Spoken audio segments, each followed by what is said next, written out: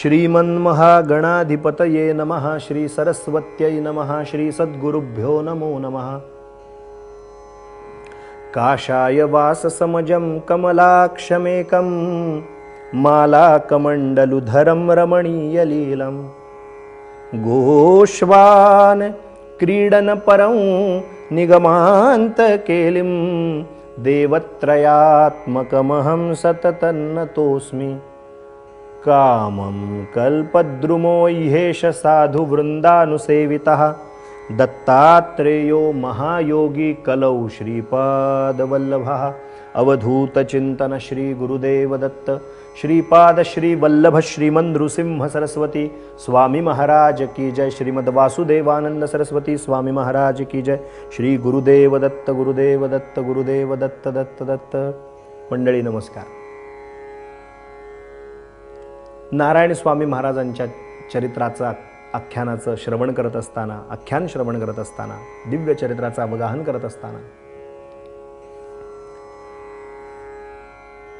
यतिधर्म स्वीकारल्यानंतर जेव्हा चमत्कार दिसला तेव्हा सर्वांच्या लक्षात आलं की हे जे कोण आहेत नारायण शास्त्री हे सामान्य नव्हते, हे सर्वांनाच माहित होतं। हे भगवत कृपेला पात्र असलेले जीव आहेत हे सर्वत्रांना माहित होतं। परंतु पाण्यातून एकदम म्हणजे संन्यास धर्म पाहिला, घेतलेला आश्रम पाहिला आणि सगळे चमत्कारिकरित्या त्यांच्याशी वागू लागले होते। बहिष्कार काय त्यांच्यावर घातला होता, नाना पद्धतीने त्यांची भक्तीची तपासणीच वेगळ्या पद्धतीने केली गेली।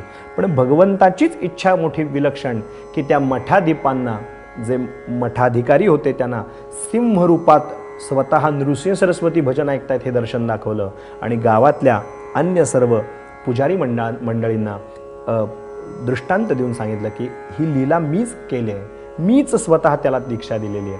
सर्वत्रांच्या मनातला जो संदेह होता तो फिटला आणि आता सर्वांना असं वाटलं की साक्षात नृसिंह सरस्वती स्वामी महाराजांनी ज्यांना भूगर्भामध्ये जलगर्भामध्ये म्हणजे आत कृष्णेच्या पात्रात खोल नेऊन खाली असलेल्या दिव्य अशा दत्त दरबारामध्ये यती धर्म दिला, संन्यास दिला, ही व्यक्ती सामान्य नाही, ही व्यक्ती असामान्य आहे। मठाधिपतींपासून सर्वत्रांनी एकत्र जय जयकार केला, त्यांची यती धर्माप्रमाणे भिक्षा झाली, त्यांची पाद्यपूजा करण्यात आली आणि सर्व गावकरी मंडळींनी मिळून, गावातल्या सर्व येणाऱ्या दत्तभक्तांनी मिळून नारायण स्वामी महाराज की जय म्हणून त्यांचा जय जयकार सुरू केला।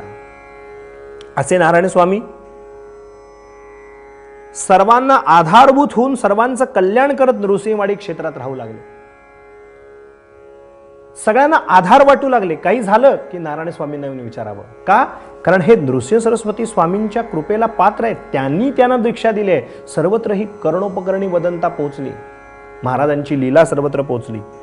व्युत्थानकाली ज्यावेळेला समाधी स्थितीतून व्युत्थान व्हायचं, जेव्हा देहस्थितीवर यायचे त्यावेळेला सदैव वेदांत तत्व चिंतन सतत करायचं आणि लोकांना सदुपदेश देऊन बहिर्मुख असलेल्या जीवांना, बहिर्मुख असलेल्या वृत्ती ज्या जीवाच्या बाहेर आहेत त्या वृत्ती अंतर्मुख कराव्यात आपल्या उपदेशानं।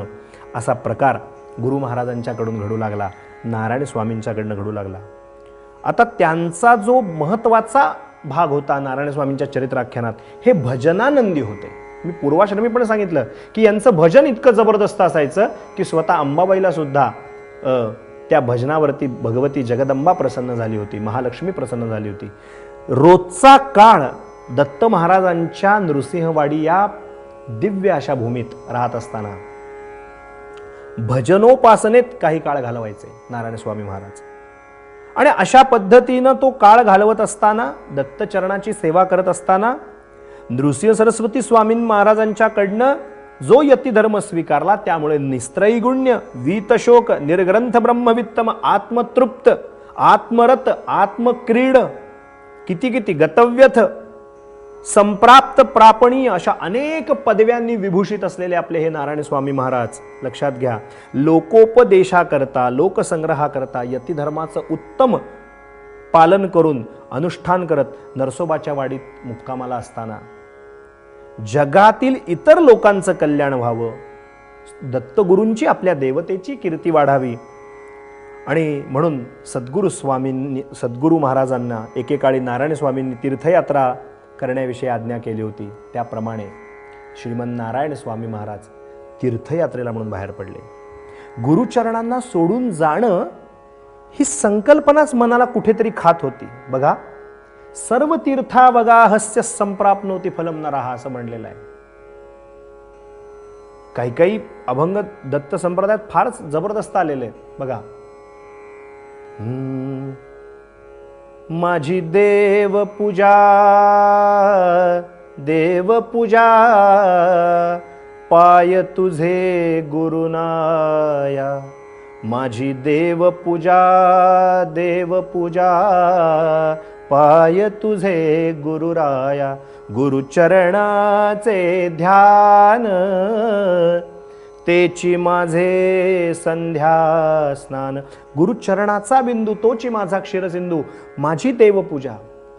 म्हणजे गुरुचरण हेच सर्व तीर्थांचं स्थान आहे. पण मग गुरुचरणांना सोडून, दत्तचरणांना नृसिंहवाडीतल्या सोडून बाकीच्या तीर्थक्षेत्रांकडे जाणं हे नारायण स्वामींना मान्य नव्हतं.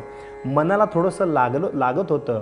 परंतु नृसिंह सरस्वती स्वामींची आज्ञा होती की जे दत्तचरण म्हणजे जे मी इथे ठेवल्यात पादुका, इथे सगळं विश्व आहे हे मान्य आहे, इथे सर्व तीर्थ आहेत हे मान्य आहेत, पण त्या त्या तीर्थक्षेत्री काय आहे ते त्या त्या तीर्थक्षेत्राला गेल्याशिवाय कसं कळेल, कसं उमजेल. बघा, गुरुचरित्रामध्ये सुद्धा 15व्या अध्यायामध्ये असंच वर्णन आलेलं आहे. सगळे शिष्य जेव्हा नृसिंह सरस्वतींच्या बाजूला होते ते म्हणाले, महाराज तुमच्याच चरणाशी तीर्थ आहे, मग आम्ही दुसरीकडे जाऊ कशाला. महाराज म्हणाले, बद्रीनाथ म्हणजे काय हे बद्रीनाथला गेल्यानंतरच कळेल ना. गिरनार म्हणजे काय हे गिरनारला गेल्यानंतरच कळेल ना. केदारनाथ म्हणजे काय हे केदारनाथला गेल्यानंतरच कळेल ना. सज्जन हो, तीर्थाला गेल्याशिवाय तीर्थक्षेत्राची महती कळत नाही. म्हणून गुरूंची आज्ञा, नृसिंह सरस्वतींची आज्ञा म्हणून नारायण स्वामींनी आता